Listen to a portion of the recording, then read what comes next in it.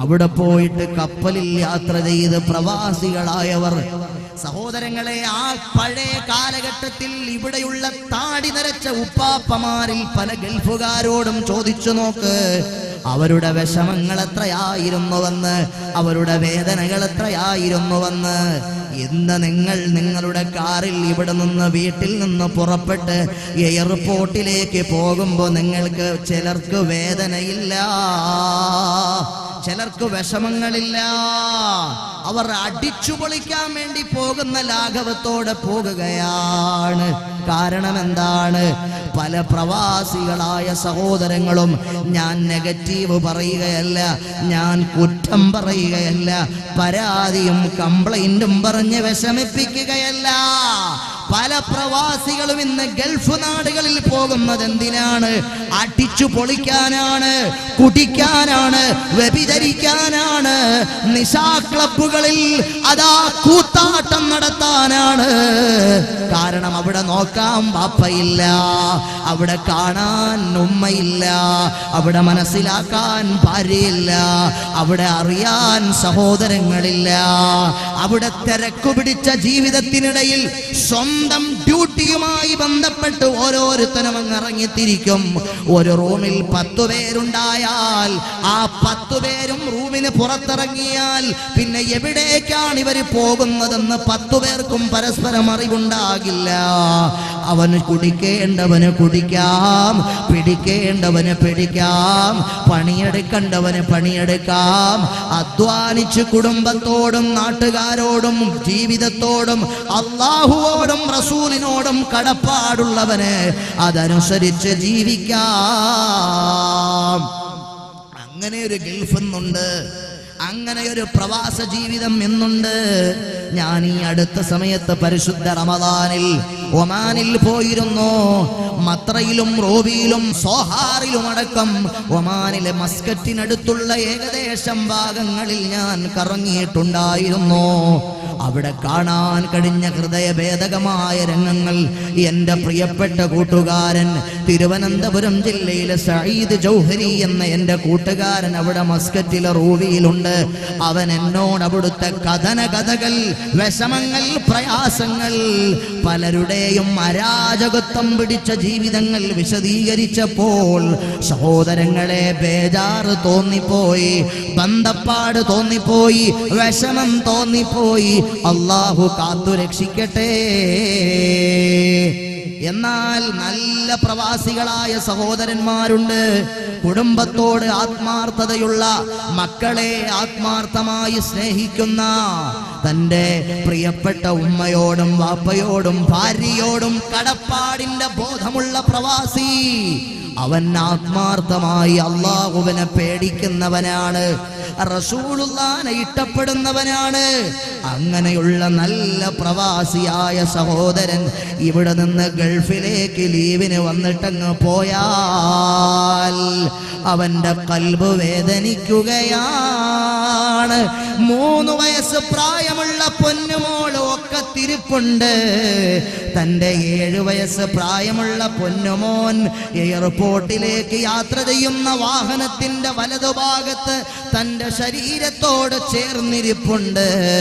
തൻ്റെ വലതുഭാഗത്ത് തൻ്റെ പ്രിയപ്പെട്ട പ്രിയതമാ, എൻ്റെ പ്രിയപ്പെട്ട പ്രണയ പ്രേയസനിത എന്നെ പിരിഞ്ഞ് കരകാണാ കടലിന്റെ അക്കരെ അക്കരെ ഏതോ അറബ് നാട്ടിൽ ജീവിതത്തിന്റെ രണ്ടറ്റങ്ങളും കൂട്ടിമുട്ടിക്കാൻ വേണ്ടി എൻ്റെ വീട്ടിൽ നിന്ന് യാത്ര തിരിക്കുകയാണ്.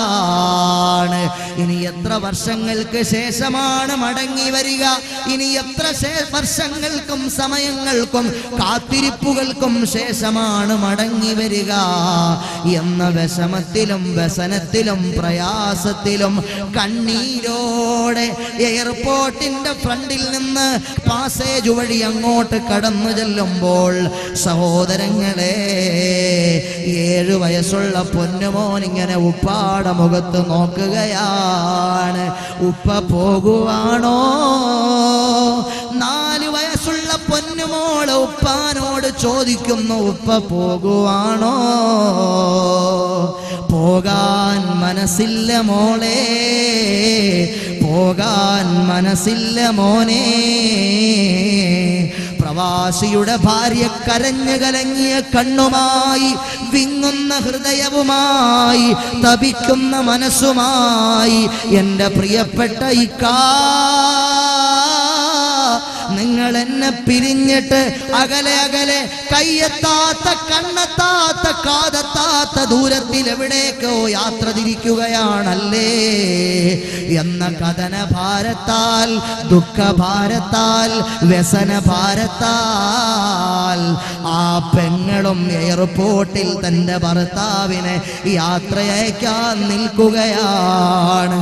ഇവനാണെങ്കിലോ പാവപ്പെട്ട പ്രവാസി, ഇവനാണെങ്കിലോ പൊന്നുമോളെ നിന്നെ പിരിയാൻ ആഗ്രഹമില്ല. എൻ്റെ പ്രിയപ്പെട്ട ഭാര്യ, എനിക്ക് ചൂട് തന്നവളെ, തണുപ്പ് തന്നവളെ, അനുഗ്രഹം തന്നവളെ, ആശ്വസിപ്പിച്ചവളെ, എൻ്റെ ജീവിതത്തിൽ കുറെ പച്ചയായ അനുഭവങ്ങൾ തന്നവളെ, എൻ്റെ പ്രതിസന്ധികളിൽ എനിക്ക് മാമലരി പോലെ, മധുപോലെ മധുരം പകർന്നവളെ, എനിക്ക് നിന്നെ പിരിയാൻ ആഗ്രഹമില്ല. പക്ഷേ വീട് വച്ച കടമുണ്ട്. ഈ വളർന്നു വന്ന 7 വയസ്സുകാരിയായ പൊന്നുമോള് ഒരു 10 വർഷം കഴിയുമ്പോ 17 വയസ്സുള്ള പൊന്നുമോളായിട്ടങ്ങ് മാറുകയാണ്. അവളെ കെട്ടിക്കണം, ആ കെട്ടിക്കാൻ പണം വേണം. ഞാനിവിടെ കിടന്ന് കൂലിവേല ചെയ്താൽ, ഞാനിവിടെ കിടന്ന് ഏതെങ്കിലുമൊക്കെ ചെറിയ ജോലികളിൽ ഏർപ്പെട്ട് ജീവിച്ചാൽ പൊന്നുമോളെ വീട് വെച്ച കടം തീരൂല. സുഖമില്ലാത്ത ഹാർട്ട് പേഷ്യന്റായ വാപ്പാക്ക് ചികിത്സയ്ക്ക് മാസം പൈസ തികയൂല. RCCയിൽ ചികിത്സ നടത്തിക്കൊണ്ടിരിക്കുന്ന ഉമ്മാന്റെ ക്യാൻസർ രോഗത്തിന് പൈസ മതിയാകൂല. പ്രിയപ്പെട്ട 4 വയസ്സുകാരനായ പൊന്നുമോനുപ്പാടെ കയ്യിൽ നിന്ന് പിടിവിടാതെ പിടിച്ചിരിക്കുകയാണ്. പോകല്ലേ ഉപ്പാ, പോകല്ലേ ഉപ്പാ. പോകാതിരിക്കാൻ ഈ പ്രവാസിക്ക് പറ്റുമോ? ഒരു ഭാഗത്ത് നോക്കുമ്പോ കുടുംബത്തിന്റെ കരഞ്ഞു കലങ്ങിയ കണ്ണുകൾ, അതാ പ്രായമുള്ള ഉമ്മാന്റെ ചുക്കി ചുളിഞ്ഞ കവിൾത്തടത്തിൽ 1000 മുത്തം കൊടുത്തിട്ടാണ് വന്നത്. തിരിച്ചു വരാം ഉമ്മ, പക്ഷേ തിരികെ ഞാൻ വരുമ്പോൾ ഒരു പക്ഷേ എൻ്റെ പ്രിയപ്പെട്ട മാതാവ് ജീവനോടെ എൻ്റെ വീട്ടിൻ്റെ അകത്തളത്തിനുണ്ടാകുമെന്ന് എനിക്ക് പറയാനാകുന്നില്ല. ഹജ്ജ് ചെയ്ത വാപ്പാന്റെ നെറ്റിത്തടം കാണുമ്പോൾ സന്തോഷമാണ്. കാരണം ഞാൻ പൈസ കൊടുത്തിട്ടാണ് വാപ്പ ഹജ്ജ് ചെയ്തത്, ഞാൻ പണം കൊടുത്തിട്ടാണ് എൻ്റെ പിതാവ് ഉംറയ്ക്ക് പോയത്. ആ വാപ്പ എന്നെ വളർത്തിയ വാപ്പ, വാപ്പ ഗൾഫ് കണ്ടിട്ടില്ല, വാപ്പ ഗൾഫിൽ പോയിട്ടില്ല, വാപ്പ ഗൾഫിനെ സംബന്ധിച്ച് വാപ്പാക്കൊന്നും അറിയില്ല. വയലോലയിൽ തൂമ്പയെടുത്ത് മൺവട്ടിയെടുത്ത് കിളച്ചു മറിച്ചിട്ട് കൃഷിയിടങ്ങൾ പാകം ചെയ്തിട്ട് കർഷകനായി ജീവിച്ച എൻ്റെ പ്രിയപ്പെട്ട പിതാവിൻ്റെ കായികാധ്വാനത്തിന്റെ തഴമ്പുള്ള കരങ്ങളെ ഞാൻ പിടിച്ചെന്റെ ചുണ്ടോട് ചേർത്തു വെച്ച് മുത്തം കൊടുത്തിട്ട് പറഞ്ഞു, എന്നെ പോറ്റിയ കരങ്ങളാണിത്, എന്നെ ഭക്ഷണം തന്ന് എന്നെ വളർത്തിയ കരങ്ങളാണിത്. പിതാവേ, മടങ്ങി വരുമെന്ന് എനിക്കുറപ്പില്ല. ഞാൻ മടങ്ങി വരുന്ന നേരത്ത് നിങ്ങളുണ്ടാകുമെന്ന് എനിക്ക് പറയാൻ ഉറപ്പില്ല. എൻ്റെ നാട്ടിൻ്റെ അടുത്ത് അതാ ഒരു സ്ഥലത്തൊരന്ധനായ ഉസ്താദുണ്ട്.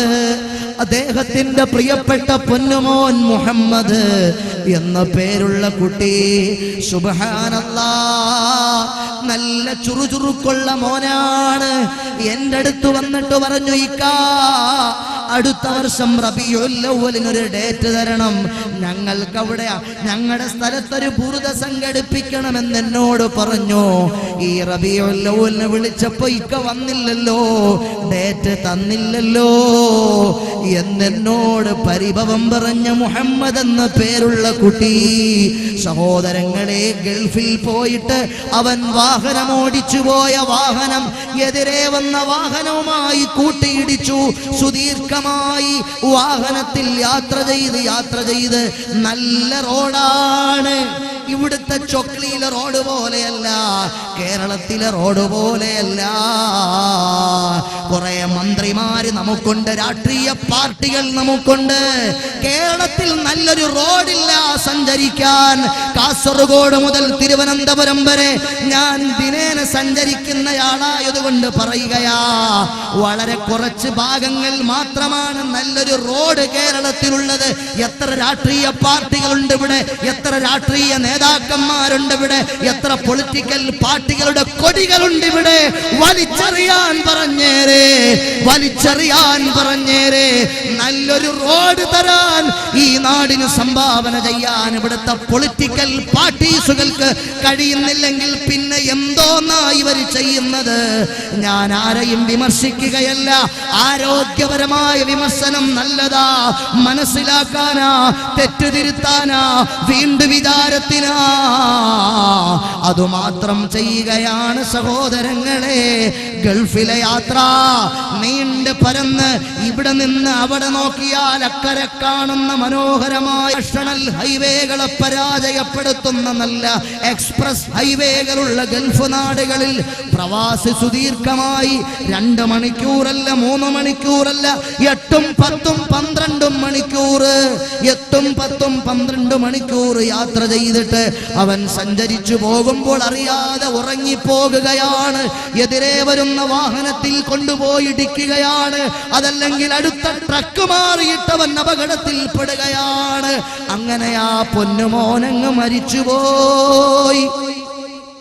എന്റെ പ്രിയപ്പെട്ട കൂട്ടുകാരൻ മുഹമ്മദിന്റെ ഖബർ നീ സ്വർഗമാക്കണം റഹ്മാനേ, നീ സ്വർഗമാക്കണം റഹ്മാനേ.